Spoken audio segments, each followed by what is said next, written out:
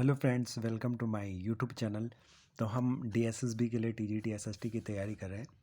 तो आइए देखते हैं ज्योग्राफी के सोलर सिस्टम हमने कर लिया है, सौर प्रणाली जिसको हम कहते हैं।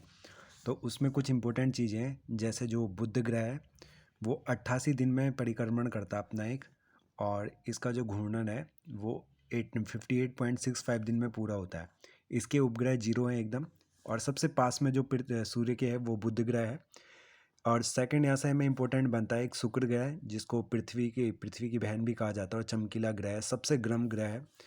और पृथ्वी के बारे में देख लेते हैं। इसका जो डायमीटर है 12,755 किलोमीटर है, और 365 दिन 5 घंटे 48 मिनट और 45.51 सेकंड में ये सूर्य की एक परिक्रमा करता है।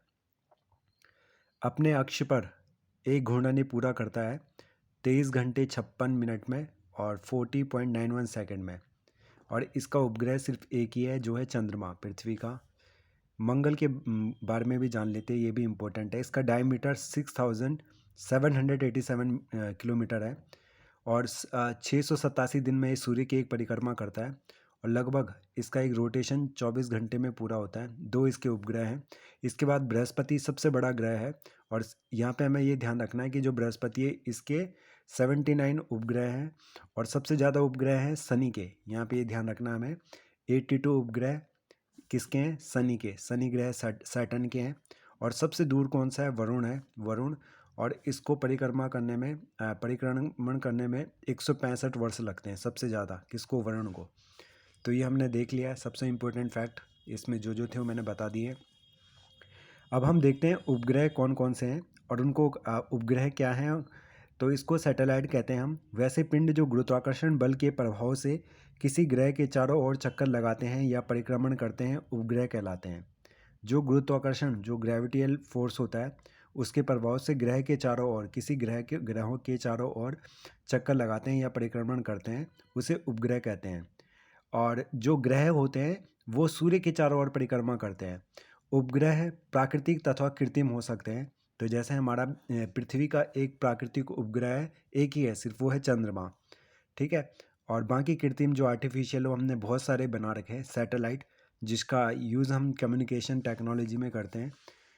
चंद्रमा पृथ्वी का एक उपग्रह है। तो यहाँ से क्वेश्चन बन सकता है, चंद्रमा की सतह और उसकी आंतरिक स्थिति का अध्ययन करने वाले विज्ञान को सेलोनोलॉजी कहते हैं। चंद्रमा की सतह पर धूल का मैदान शांति सागर कहलाता है।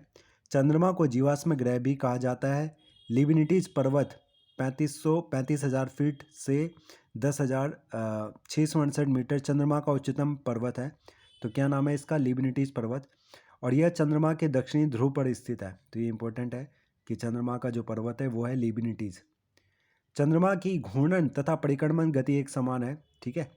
अतः हम चंद्रमा का सदैव एक ही भाग देख पाते हैं। जो इसकी परिक्रमण और घूर्णन गति है वो क्या है? एक समान है।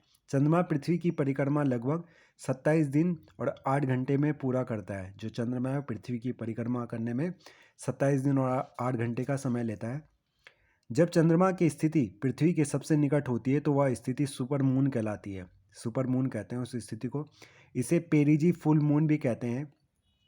जब एक कैलेंडर महीने में 2 पूर्णिमाएं हो तो दूसरी पूर्णिमा को चांद को ब्लू मून कहते हैं। ऐसी स्थिति 2 या 3 वर्षों में होती है कि एक कैलेंडर में 2 पूर्णिमाएं हो, 30 दिन में 2 पूर्णिमा आ जाए। ठीक है, तो ध्यान रखना है। 15 दिन के बाद आती है ये पूर्णिमा, जिस दिन पूरा चांद दिखाया जाता है, फुल मून कहते हैं उसको। 21 जुलाई 1969 को नील आर्मस्ट्रॉन्ग तथा बज एलिंड्रिन अपोलो 11 अंतरिक्षयान से चंद्रमा पर पहुंचे, जो रसिया के थे ये। तो ये पहले क्या थे? एरोस्टोनिक्स थे ये, जो चंद्रमा पर गए थे, से चंद्रमा पर पहुंचे थे 21 जुलाई 1969 को नील आर्मस्ट्रॉन्ग तथा बज एल्ड्रिन। इन लोगों द्वारा चंद्रमा की सतह पर रखे गए पहले कदम वाले स्थान को सी ऑफ ट्रंक्विलिटी कहा जाता है। सी ऑफ ट्रंक्विलिटी कहा जाता है। तो वेरी इंपॉर्टेंट। आगे देखते हैं। 2 पूर्णिमाओं के बीच की अवधि को चंद्रमास, ल्यूनर मंथ कहा जाता है। चंद्रमास 29 दिन 12 घंटे 44 मिनट और 2.8 सेकंड दिन होती है। 22 जुलाई 2019 को चंद्रमा पर अन्वेषण हेतु भारत ने चंद्रयान-2 नामक कृत्रिम उपग्रह का प्रक्षेपण सफलतापूर्वक किया है। चंद्रमा अपने दीर्घ वृत्ताकार पथ पर पृथ्वी की परिक्रमा करता है, जिसके कारण इनके बीच की दूरी बदलती रहती है। चंद्रमा जब पृथ्वी के सर्वाधिक निकट होता है, तो ये कितना सर्वाधिक निकट जब होता है तो 3,64,000 किलोमीटर दूर पृथ्वी से होता है।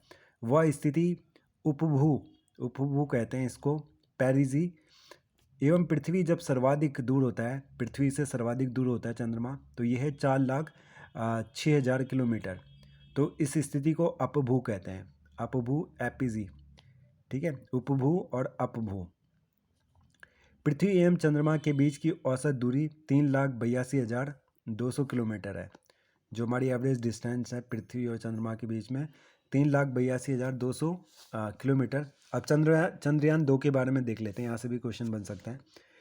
चंद्रमा पर अनुसंधान के लिए भारतीय अंतरिक्ष अनुसंधान संगठन इसरो ने, जिसकी स्थापना 1969 में श्रीहरिकोटा में हुई थी, 22 जुलाई 2019 को आंध्र प्रदेश के श्रीहरिकोटा में स्थित सतीश धवन अंतरिक्ष केंद्र GSLV Mk3 रॉकेट प्रशिक्षण यान से चंद्रमा-2 को लॉन्च किया था। इस मिशन के तहत भारत ने पहली बार चंद्रमा की सतह पर उतरने के लिए लैंडर विक्रम और रोवर प्रज्ञान को भेजा था। इस यान को चंद्रमा के दक्षिणी ध्रुव पर निर्धारित स्थल पर सुरक्षित उतारने में सफलता नहीं मिली कि हालांकि मिशन ऑर्बिटर अभी भी चंद्रमा की परिक्रमा करते हुए अनुसंधान कर रहा है।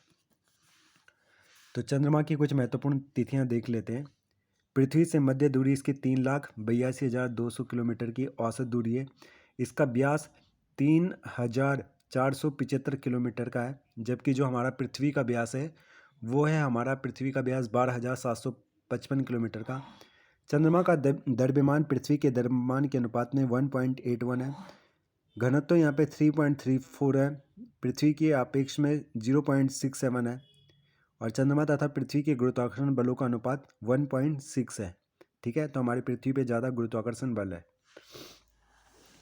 और पृथ्वी से चंद्रमा की सतह का अदृश्य भाग 57%, ये वाला इंपॉर्टेंट है। चंद्रमा की पृथ्वी से अधिकतम दूरी, जिसको अपभू दूरी कहते हैं, 4,06,000 किलोमीटर, और चंद्रमा की पृथ्वी से न्यूनतम दूरी उपभू 3,64,000 किलोमीटर। चंद्रमा की पृथ्वी के चारों ओर घूमने की अवधि, परिभ्रमण काल एवं घूर्णन अवधि 27 दिन 7 घंटे 43 मिनट और 11.47 सेकेंड। चंद्रमा पर वायुमंडल अनुपस्थिति, ये वाला इंपॉर्टेंट है। चंद्रमा के उच्चतम पर्वत जो है इसको लिबनिटीज पर्वत कहते हैं, जो कि चंद्रमा के दक्षिण ध्रुव पर है। 35,000 फीट इसकी ऊंचाई है।